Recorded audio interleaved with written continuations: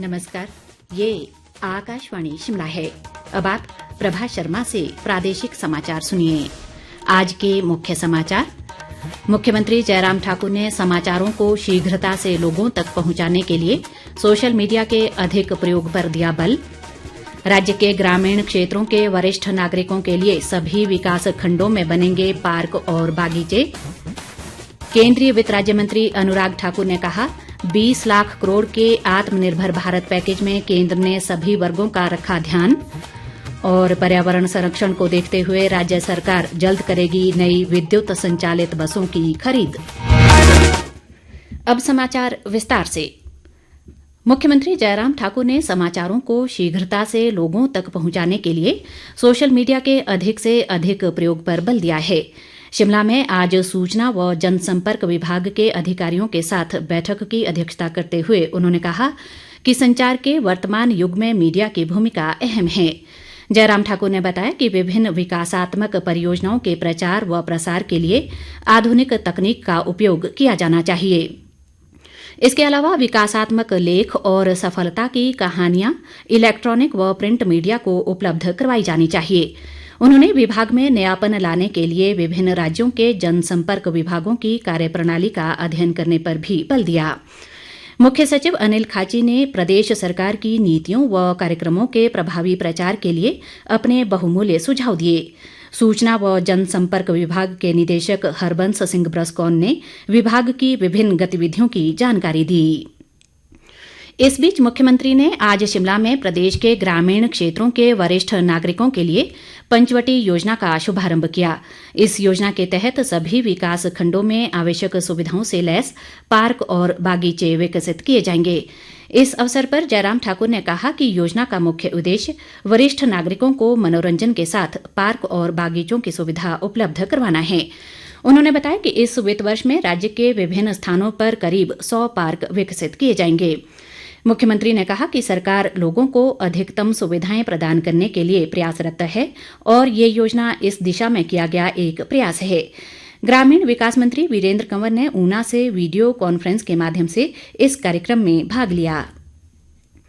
शिक्षा मंत्री सुरेश भारद्वाज ने भाजपा की शिमला संसदीय क्षेत्र की 10 जून को होने वाली वर्चुअल रैली को लेकर आज शिमला मंडल के पदाधिकारियों और कार्यकर्ताओं से वीडियो संवाद किया।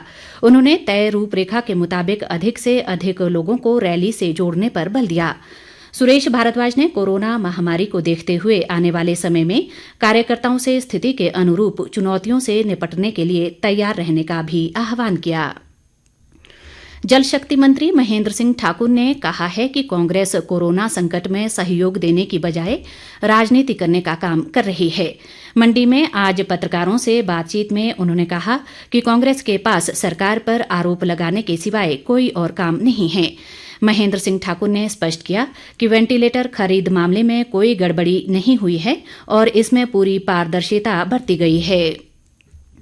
इस बीच उद्योग मंत्री बिक्रम ठाकुर ने कहा है कि विपक्ष को आलोचना करने का पूरा अधिकार है, लेकिन सरकार पर तथ्यों के बिना आरोप लगाने पर कांग्रेस को आपराधिक कार्रवाई को तैयार रहना होगा। कांगड़ा जिले के ढलियारा में पत्रकार वार्ता में उन्होंने स्पष्ट किया कि सरकार ने वेंटिलेटर की खरीद में पारदर्शिता का पूरा पालन किया है और विपक्ष के किसी प्रमाण पत्र की सरकार को जरूरत नहीं है। शहरी विकास मंत्री सरवीण चौधरी ने कहा है कि राज्य सरकार महिला सशक्तिकरण को बढ़ावा दे रही है। कांगड़ा जिले के शाहपुर में आज एक कार्यक्रम में उन्होंने कहा कि पंचायत स्तर पर कौशल विकास प्रशिक्षण देकर महिलाओं को आत्मनिर्भर बनाने की दिशा में नई योजनाएं आरंभ की गई हैं। उन्होंने इस दौरान महिला मंडलों को चेक और मास्क भी वितरित किए। राज्यसभा सांसद इंदु गोस्वामी ने कांगड़ा जिले में आज कोविड केयर सेंटर डाढ़ में व्यवस्थाओं का जायजा लिया। उन्होंने कहा कि इस केंद्र में रखे जा रहे सभी मरीजों का सरकार द्वारा विशेष ध्यान रखा जा रहा है। उन्होंने कहा कि लोगों को कोरोना वायरस से डरने की नहीं बल्कि सजग रहने की जरूरत है। प्रदेश में कोरोना संक्रमित मरीजों की संख्या बढ़कर 414 हो गई है। आज सोलन जिले में 2 जबकि सिरमौर जिले में 1 नए मामले की पुष्टि हुई है। स्वास्थ्य विभाग द्वारा जारी बुलेटिन के मुताबिक आज कुल 527 सैंपल जांच के लिए भेजे गए, जिनमें से 182 की रिपोर्ट नेगेटिव आई और 345 का इंतजार है। राज्य में कोरोना के 183 मामले एक्टिव हैं, जबकि 222 लोग उपचार के बाद ठीक हो चुके हैं। चंबा जिले के भरमौर उपमंडल में जनजातीय उपयोजना के तहत इस वित्त वर्ष में विकास कार्यों पर करीब 65 करोड़ रुपए खर्च किए जा रहे हैं। भरमौर उपमंडल में परियोजना सलाहकार समिति की बैठक में विधायक जियालाल कपूर ने ये जानकारी दी। उन्होंने कहा कि विशेष केंद्रीय सहायता योजना के तहत क्षेत्र के लिए करीब 67 लाख रुपए स्वीकृत किए गए हैं। शेष समाचार इस अंतराल के बाद।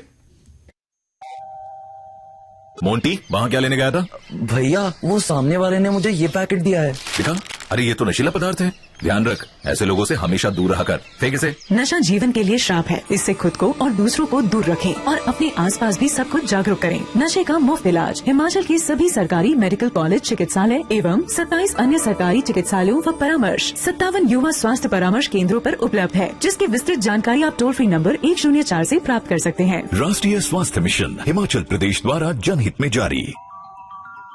नशा किसी भी तरह का अच्छा नहीं, फिर चाहे वो तंबाकू या सिगरेट का ही क्यों न हो, ये स्वास्थ्य के लिए हानिकारक है। तंबाकू से कैंसर, हार्ट अटैक, दमा जैसी खतरनाक बीमारियां होती हैं। जानते हैं, तंबाकू का प्रयोग करने वालों को कोरोना संक्रमण का खतरा बढ़ जाता है। सभी शिक्षण संस्थानों को तंबाकू मुक्त बनाना है, युवाओं को तंबाकू व अन्य नशों से बचाना है। आइए इस विश्व तंबाकू निषेध दिवस पर इस अभियान की सफलता और प्रदेश को तंबाकू मुक्त बनाने में अपना सहयोग दें। राष्ट्रीय स्वास्थ्य मिशन हिमाचल प्रदेश द्वारा जनहित में जारी।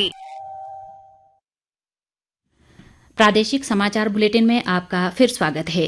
बाकी समाचारों में केंद्रीय वित्त व कॉरपोरेट मामले राज्य मंत्री अनुराग ठाकुर ने कहा है कि 20 लाख करोड़ रुपए के आत्मनिर्भर भारत पैकेज के तहत केंद्र सरकार ने सभी वर्गों का पूरा ध्यान रखा है। उन्होंने कहा कि पैकेज बनाते समय सरकार ने विभिन्न सेक्टर के प्रतिनिधियों के साथ व्यापक चर्चा की है। अनुराग ठाकुर ने कहा कि मध्यम, सूक्ष्म और लघु उद्योगों को आत्मनिर्भर बनाने के लिए सरकार ने ऐतिहासिक कदम उठाते हुए इनकी परिभाषा में बदलाव किया है। नई परिभाषा में मैन्युफैक्चरिंग और सर्विस क्षेत्र से जुड़ी कंपनियों की बिक्री सीमा को बढ़ाया गया है। उन्होंने बताया कि अब 5 करोड़ रुपए तक के टर्नओवर की इकाई सूक्ष्म, 50 करोड़ के टर्नओवर की इकाई लघु और 100 करोड़ तक के टर्नओवर की इकाई को मध्यम वर्ग में शामिल किया जाएगा। परिवहन मंत्री गोविंद ठाकुर ने कहा है कि प्रदेश की भौगोलिक स्थिति और पर्यावरण संरक्षण को देखते हुए नई विद्युत संचालित बसें जल्द खरीदी जाएंगी।